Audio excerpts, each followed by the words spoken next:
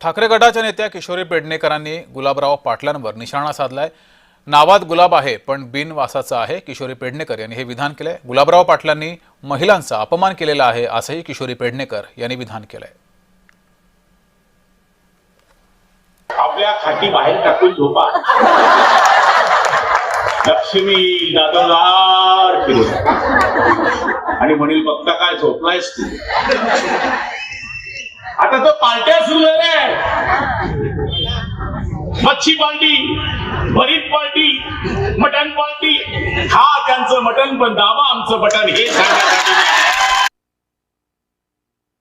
नावामध्ये गुलाब आहे पण बिनवासाचं गुलाब आहे, ज्याला गुलब्या असं आता अनेक जण याच्यावरती प्रकट होत आहेत। लक्ष्मी येणार आहे म्हणजे त्यांनी दोन्ही बाजूनी महिलांचाच अपमान केलाय।